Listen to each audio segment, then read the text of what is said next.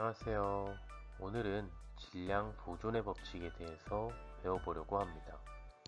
이 페이지에 그림을 보시면 어떤 느낌이 오나요? 저울이 있고 등호가 있죠? 이것만 보면 무언가를 측정하고 있고 측정되는 값이 같겠구나 라고 생각해 보실 수 있겠네요. 메인 화면의 그림은 이 수업의 가장 중요한 포인트입니다. 수업 내용이 기억이 안 난다 싶으면 이 그림을 생각해 보세요. 오늘 그림은 자세히 보시면 저울 밑에 반응물과 생성물이 있어요. 우리가 오늘 배우는 것이 질량에 대한 것이니까 저울에서 측정하는 값은 질량. 그래서 우리는 반응 전후의 질량 변화를 중점으로 수업을 진행할 것입니다. 수업 시작합니다.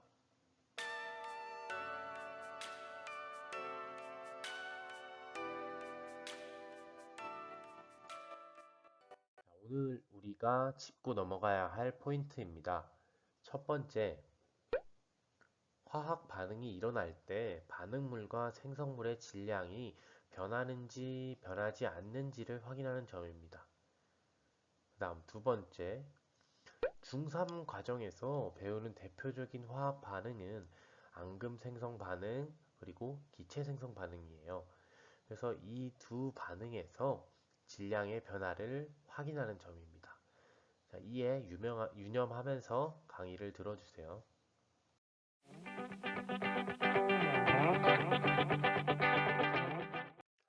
다들 앞부분 실험 영상 보고 오셨죠?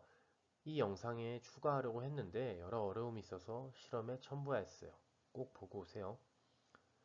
위 모형은 실험 영상을 정리한 것입니다. 비커에 질산은 소용액을 2방울 떨어뜨렸다를 가정해 볼게요. 다른 비커에는 염화나트륨 소용액 2방울을 떨어뜨렸어요. 수용액이라는 거는 뭐죠? 네, 맞아요. 어떤 물질을 물에 녹인 거예요. 그렇다면 염화나트륨. 이거는 우리가 흔히 볼 수 있는 소금이에요. 근데 염화나트륨 수용액이란 소금을 물에 녹인 것이고, 물에 녹이면 소금은 Na 플러스와 Cl 마이너스라는 이온 상태로 존재하게 됩니다. 질산은도 마찬가지예요. 이 두 비커를 커다란 비커에 섞어 볼게요.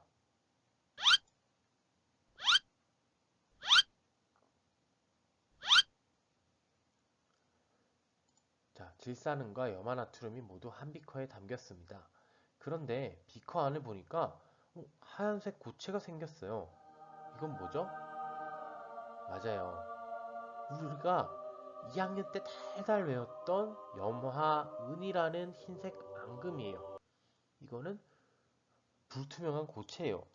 그럼 여러분, 반응 후에 질량은 어떨까요? 고체가 생겼고 가라앉는 무언가가 생기니까 질량이 늘어날 수도 있겠구나 라고 생각할 수도 있겠네요. 하지만 우린 앞에 실험에서 봐서 답을 이미 알고 있어요. 답은 네, 맞아요. 두 개 같다였어요. 반응 전후 질량이 전혀 달라지지 않았죠? 그 이유에 대해서 한번 자세히 알아봅시다. 앞에서 했던 반응을 모형으로 나타내 보았습니다.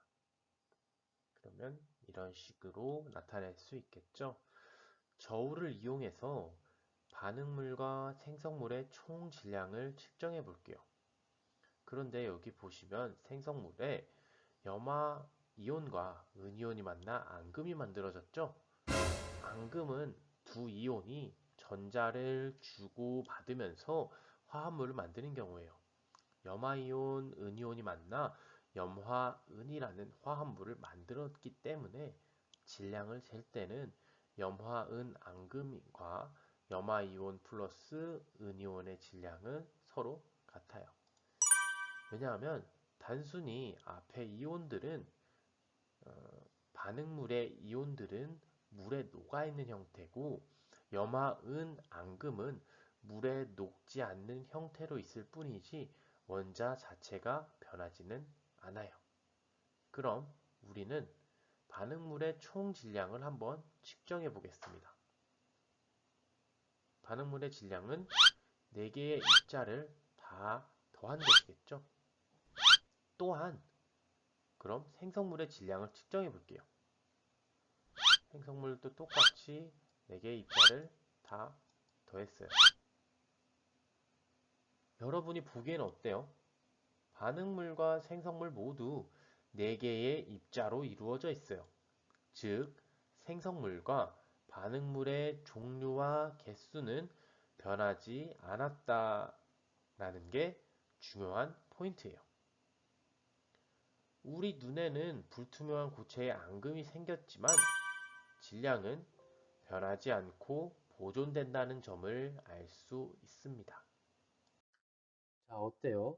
지금 보니까 반응물의 전체 질량과 생성물의 전체 질량을 비교해 보면 서로 같죠? 그럼 왜? 우리는 항상 어떤 현상에 대해서 의문을 가져야 된다 했어요. 그럼 왜 이렇게 같을까? 우리가 생각을 해보면 앞의 영상과 방금 전에 모형에서 봤듯이 화학 반응이 일어날 때 원자의 종류와 개수가 변화 없습니다. 즉, 이런 화학 반응이 일어날 때 원자의 종류, 개수는 변하지 않고 단순히 원자의 배열이 달라져서 다른 물질, 다른 분자가 생성될 수 있습니다. 하지만 종류와 개수가 변화없기 때문에 반응물의 전체 질량과 생성물의 전체 질량은 같습니다. 자, 이것이 앙금 생성 반응에서의 질량 보존의 법칙입니다.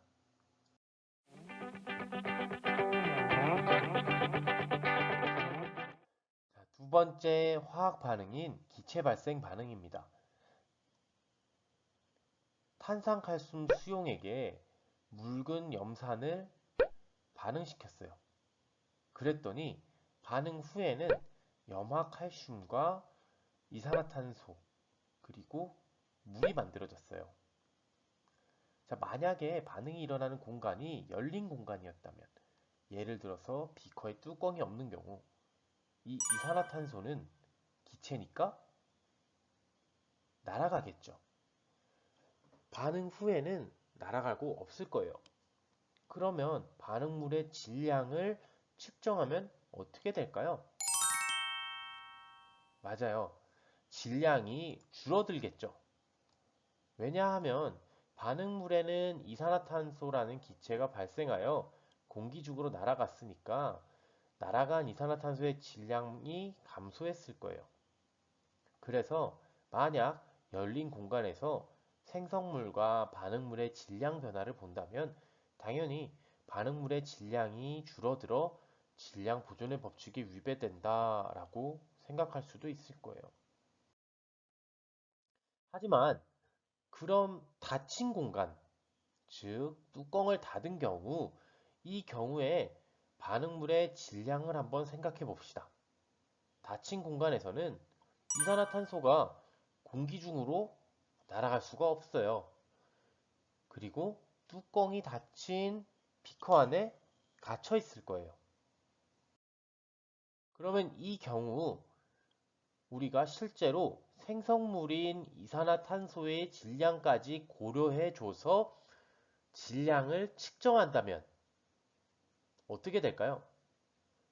오른쪽과 왼쪽에 보시면 원자의 배열이 달라져서 서로 다른 분자가 생성되긴 했지만 발생한 기체까지 고려한다면 원자의 수는 원자의 수와 종류는